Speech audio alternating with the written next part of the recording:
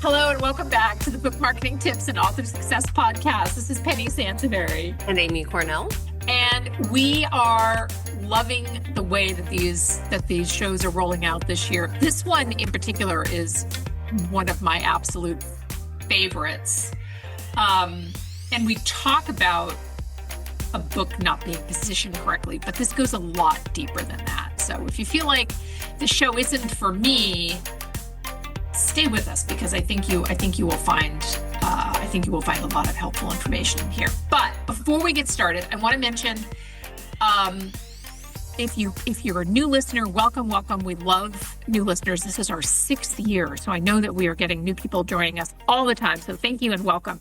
I also want to mention that if you text the word podcast to 888-402-8940, you can communicate with us directly. We have people sending us show ideas and questions, and we take questions when we have them. We will take questions that are during the recording, and also leave us a review wherever you listen to podcasts. So with that, let's kick this off now.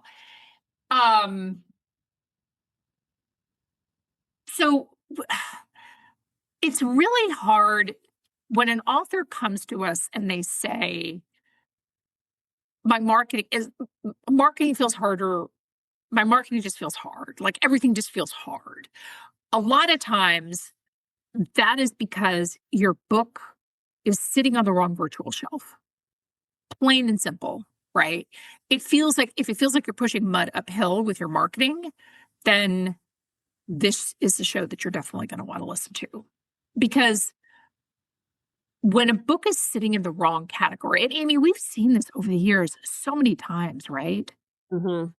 Where a book is trying to go after the wrong readership. Right, or trying to go after too broad of a readership. Right, exactly. You know, if you're listening to this and you're saying, well, everybody is my audience, that's, first off, that's a really big target to hit. But wrong. Secondly, just wrong. It's just wrong. It's just wrong. Or as Amy says, Amy's hot take is it's just wrong. It's just wrong. Right, exactly. And we see this. This isn't just an Amazon conversation. This is an everything conversation. So last week we did a show on branding. And one of the reasons that I like that this show follows the branding show is that a lot of times we see, so the branding is misaligned because the author is actually sitting in they're trying to go after the wrong readers. They're appealing to the wrong readers, right? So just to give you kind of an analogy, so think about like the grocery store, right? So you went to the grocery store to buy, I don't know, whatever, almond milk, let's say, right? And you're looking for almond milk and you can't find it. And some Yahoo decided to put almond milk in the soda aisle. And you literally never find it because you don't go down the soda aisle. You're looking for almond milk in another area. When a book is miscategorized, you're literally presenting it to the wrong readers. And the other downside of this is that people may buy your book and then they get your book and they're like, well, I thought this was something else. And it gets reflected in a 1-star review on Amazon, which is problematic. So Amy, talk us through. So my definition of correct positioning may differ from yours. I doubt it, but let's open up that conversation. Ooh, this is exciting. and let's do this in a really non-scary kind of way, because when we talk about book positioning, a lot of times, when I teach a class, like this is where I start to see people glaze over. I know, it sounds very high concept. Sounds very high concept. Yeah, exactly. Yeah, no, but essentially, if you're positioned correctly, that means you're creating, the fastest path between your book and the readers who love that kind of book. And that's why I wanted, previously I jumped in and added or going too broad, because some of you listening may say, no, I write romance. My book is categorized as romance. I let everybody know it's romance. I'm not, I'm totally doing all the things right. But a lot of fiction especially there are niche readers within genres. Fantasy is another huge one. Science fiction. Oh my gosh, that one still like blows my mind. You know what I mean? Yeah. Like, so you really have to make sure that not only are you positioned correctly and you're in the right category, but a lot of this also, Penny, I think of it as making sure you're making your readers, your actual readers, the people that are looking for storylines like yours, feel seen and feel heard and feel special. Because if you just go and say, this is the next great science fiction novel, it's like that is so broad. And even diehard science fiction fans are not going to pay attention because they are looking for something very specific. They read a very specific kind of science fiction, and they are buying books that tell them that is what they write. This is what this book is about. And they can easily say, yes, I'm going to enjoy this. Right. That's a very good point. It's a combination of all these things. But again, I agree with Penny completely that I'm so glad we're doing this on the heels of a branding episode, because really positioning it's not just, like I said previously, it's not just the category you're in. Like, the category matters, but it's also the keywords you're using to tell Amazon where your book belongs. It's what's in your description and how you're describing your book and that kind of promise you're making to the reader.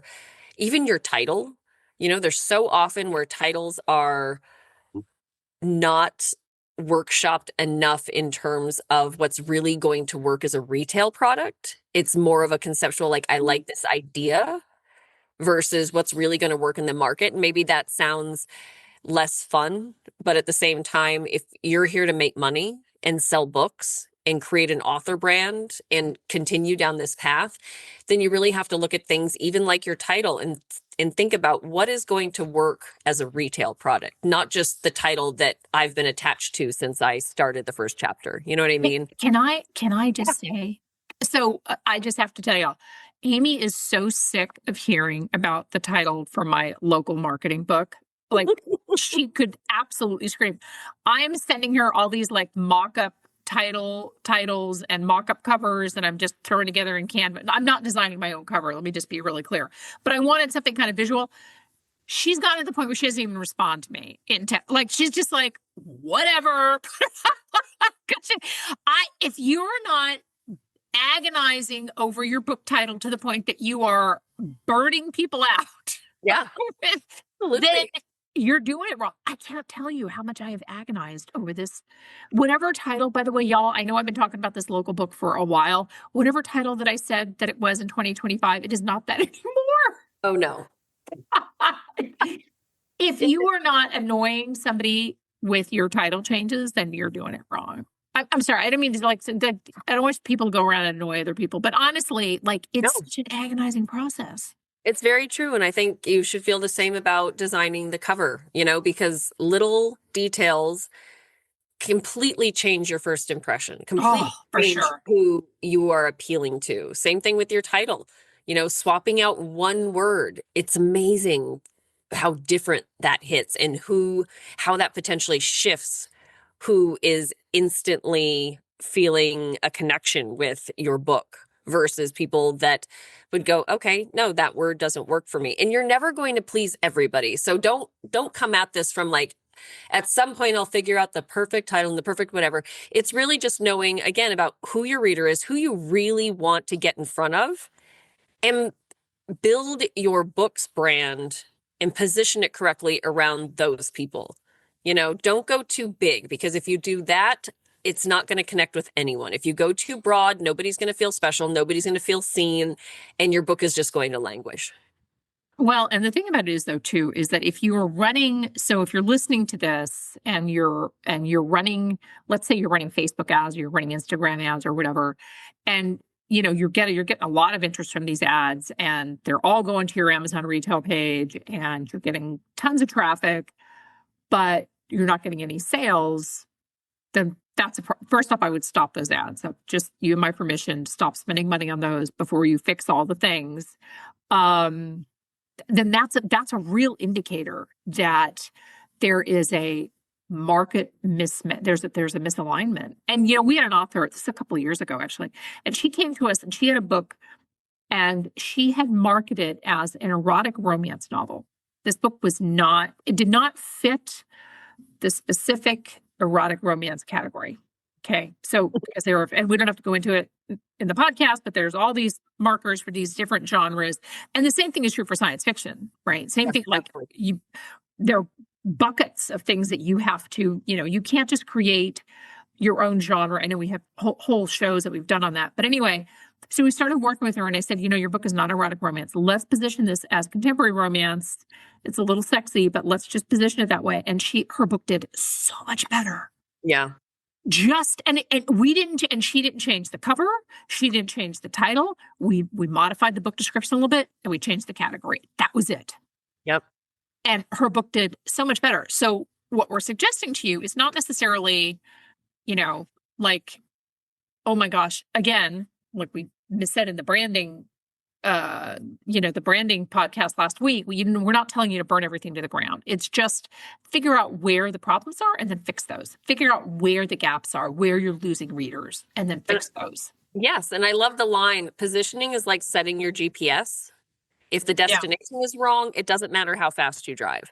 That's absolutely true. Yeah. So it's like if you're positioned incorrectly, you can throw a ton of time and money into marketing and exposure and running ads on every platform that allows you to run ads, and it's not going to convert. End of story. Right. Exactly. Yeah. That's absolutely true. So I think that, and the other piece of it though too is that, and I love my statistics, right? So there's a bunch of data out there that talks about how consumers decide if something is relevant in under 10 seconds. On Amazon, that number drops to between 3 and 5 seconds. And I would bet that it's actually on the lower end on Amazon. So you really have to get people. But this is why a lot of our shows hammer about you. We've done a lot of shows on your Amazon retail page because tighten it up. And again, back to the whole 1% thing that we've been talking about in a few shows now, you don't have to make like this erotic romance author. You don't have to burn everything to the ground. Sometimes small changes can really change the trajectory of your book. Mm-hmm. So I think the first thing to ask is your category still right? That's the easiest fix right now. And that was the easiest fix, again, with this erotic romance author who wasn't actually erotic romance. Is the category still right? And Amazon is kind of shifty about this, right? So categories shift, but also, reader behavior shifts, trends shift. So you want to make sure, and this is so, I know we talk about a variety of different genre fictions already in this episode, but cozy mystery tends to be so miscategorized a lot of the time for whatever reason, or a mystery book is being put in the cozy mystery. And all of these genres have particulars, like what the readers are looking for. So categories can shift. And the other thing though too is Amazon actually adds categories, which is a little weird sometimes.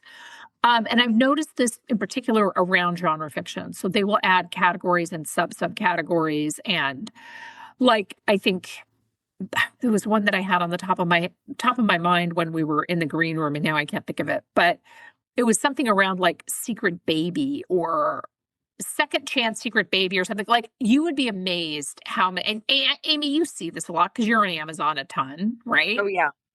Freaks me out.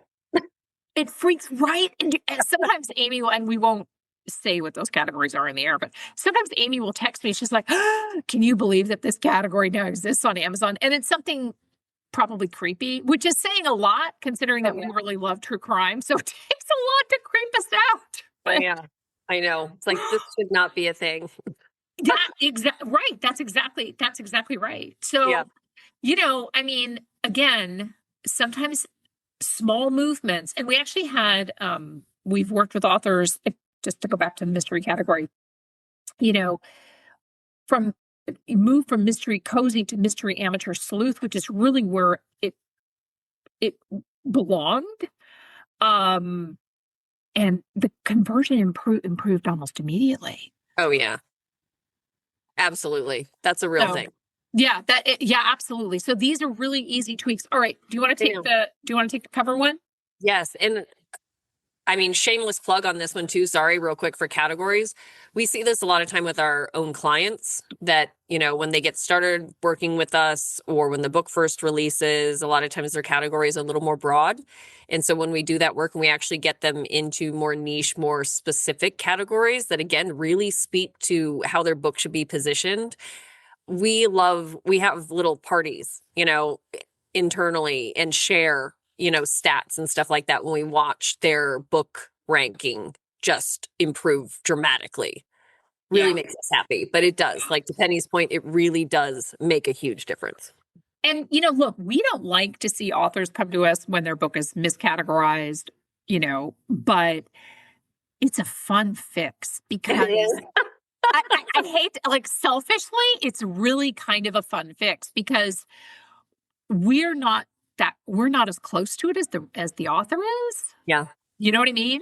Yep. And when and when we see this and we're just like, oh, just make this tweet, and yeah, they get overjoyed, and then the next thing you know, their book was doing really well, and their book it's climbing up the charts, and there maybe even a bestseller flag going on. I mean, it's a really fun thing, and we share that internally to screenshots and everything. As we are as happy as the author is. It's really yeah. a very cool thing. Okay, so the next one, does your cover still match what's selling in your genre?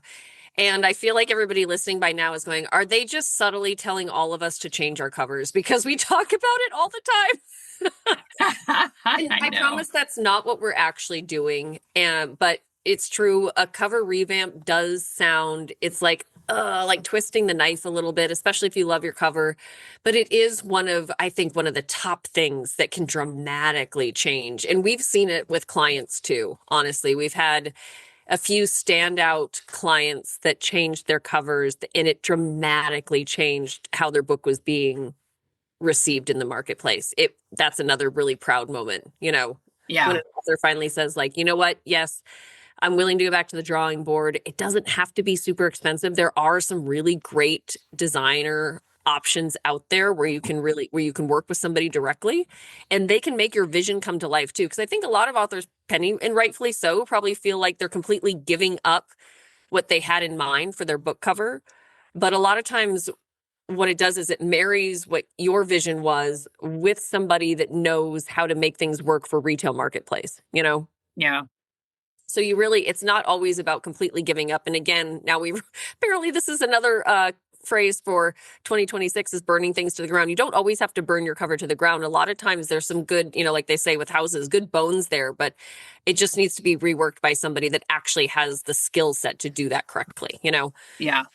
And covers evolve within genres too. So if you've been doing this for a while, or even if you're a genre fan and maybe you have some books on your shelf that are, your favorites or whatever, but that doesn't mean that's what people that are genre fans are actively shopping for right now.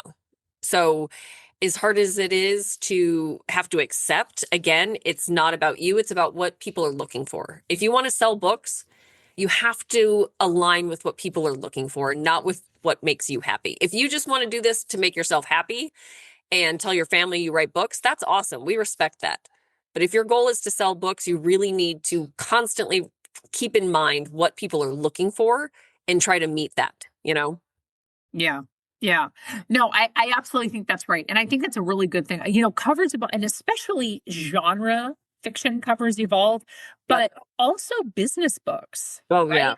Nonfiction. I mean, my covers, some of my older books, the cover redos, I actually love doing those, even though I realize like I'm in the industry and I have people that do cover design. Like I get it's Penny, it's easier for you, but it's not easy to get rid of a cover that you once thought was just fabulous just because now it's dated. Right. You know what I mean? And like you said, the cover trends have changed. Take a look at, look through the bestseller lists and see, can your book stand on the virtual shelf with all of these other titles? Right. And I say this a lot, Penny, and I think it kind of catches people off guard when I write it, but it's like book covers are one area where you don't want to stand out too much. You really want it well done. You want it to be noticeable. You want it to be easy to read.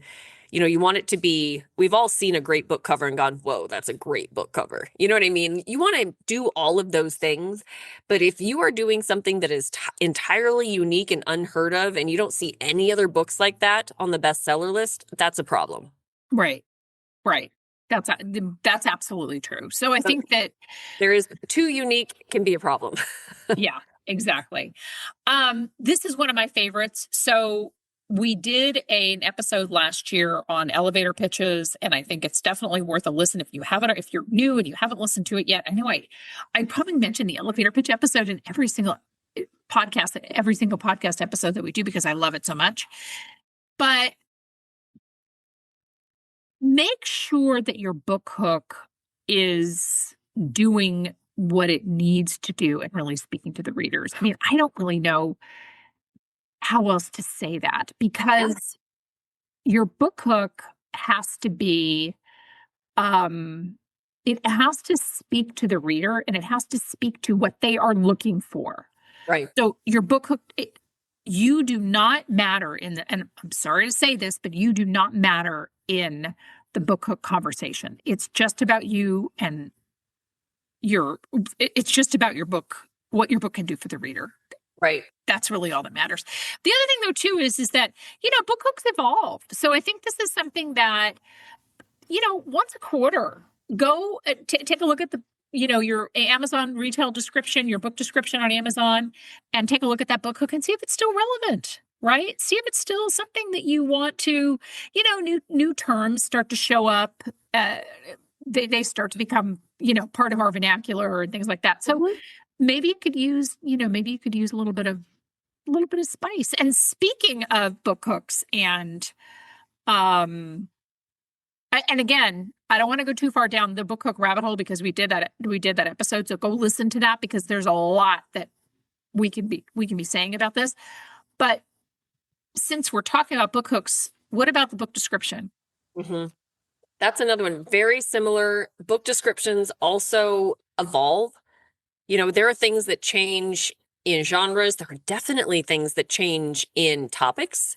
I think absolutely for nonfiction, this is something that you should be reevaluating all the time, because industry changes, what people are focusing on for certain topics. This was an example that we saved. A nonfiction productivity book got much better traction when the hook shifted from just get more done to break burnout patterns, because burnout is something that people are talking about. So if you write in nonfiction, definitely stay on top of what is being discussed and what is like making it into conversations and weave that into your book description. And for, fiction, absolutely, it can always get better. And I hope that everybody listening, may you all be gifted with tons of reviews. But as you get reviews, hopefully you get some really thoughtful ones and use those to learn about what you might be able to do with your book description as well. If you're getting reviews that are consistently giving you kudos for certain elements of your story or anything like that, or characters, why not lean into that in the description? Because clearly it's resonating with people, right?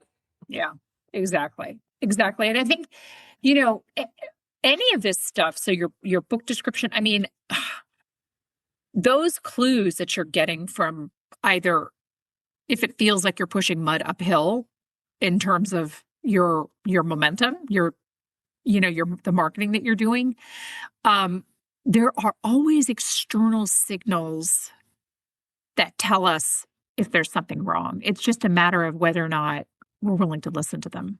Mm-hmm. And I see this a lot too. Readers don't misread books, but they do read the signals that we give them. So Right. I think, we're never going to be able to avoid not getting, 5-star reviews across the board, right? But sometimes you'll start to see this. It starts to show up in your reviews that this book wasn't what I expected, or I thought there was going to be more of blah, blah, or whatever it is, right? Mm-hmm. Those signals are something that I would, we definitely recommend that you listen to, because that's the thing that, pay attention. We don't always like people who don't like our stuff. I completely get it. And I've had reviews that were not great. And once I got done rocking in the corner and I looked at the review, I was like, you know what? That person's really right. Like I should have addressed XYZ more. So sometimes they can be really sometimes I mean, in the majority of them it's completely awful to read them. Like I get it, but readers will tell you what they want, and we should always be listening. Well, and I think Penny, for a really honest example, I think, this was, I think, a handful of releases ago, but I think one of your books got a review from somebody that was clearly a more veteran author. Yeah. And, right. That was their feedback, was that, and I think they were very fair in saying that, yeah, there's some definitely some solid stuff in here if you're new, but as a veteran author, there wasn't really a lot that I want, you know what I mean? And we can't tell that person whether or not that's accurate, but at the same time, it was great insight in terms of like, okay, who, to narrow down who might instantly connect with the book, or who like the really, really targeted author market was for that particular title. You know what I mean? Yeah. Yeah. And they were right. And again, it wasn't easy to hear, but they were absolutely right. Right. They got the feeling like, they went into it thinking there was going to be a lot in there for even veteran authors. The book really was designed more for authors that were just getting started, but, they didn't necessarily pick that up from the description and things like that, and they bought it. Again, they were very fair, but this happens. It's a very real world thing that you will probably encounter as an author, Well, and something that you say and that we've talked about before is be careful what you're amplifying. Right. Right. Because marketing amplifies, running ads amplifies everything. Be careful what you're amplifying, because if you're amplifying the wrong thing, you're going to be throwing a lot of money down a black hole that isn't going to get you any sales, or you may end up selling, again, sorry, not to lean back into the cozy mystery thing, but you may be selling your quote unquote cozy mystery, which really is a dark mystery, to somebody who's just like, well, I was expecting something a little fluffier, but okay, thanks. You know what I mean? Right. Absolutely. And January, again, part of the reason why we wanted to roll the shot in January. January's a really good. We are wrapping up this month with fixing all the things so that you guys can hopefully have some smooth sailing in 2026, because we do the show because we want you to be successful. And Amy, did I cover everything? Did we? Yeah, I love this episode because again, it's one of those things that is not super hard to fix. If you really stop to think about what positioning is, it's kind of like the branding episode. We really tried to break that down into something that was very easy to digest. It can get very complex if you're, trying to absorb everything at once, but there really are some very key elements that if you separate them and do one thing at a time, like you said, Penny, that 1%. It'll get you that 1% better. It'll get you 1% better sales. And all of those add up. So with all the things that, like I said, with all the things that we're talking about, just be, just remember that 1%. Don't feel like you have to tackle all of it at the same time. Small tweaks, small changes can have some really, really big impacts. We really hope that you've enjoyed the show. Thank you for being with us for the first month of 2026. We are so excited. You will not going to believe the shows that we have coming out for February, March, and beyond. Again, we love your feedback. So if you're not already on in our texting group, text the word podcast to 888-402-8940. And we also, in the show notes, you will see we have our survey. So that is still alive and kicking. We really want to hear your feedback. And leave us a review wherever you listen to podcasts. Thank you so much for tuning in. We'll see you next week. Bye-bye.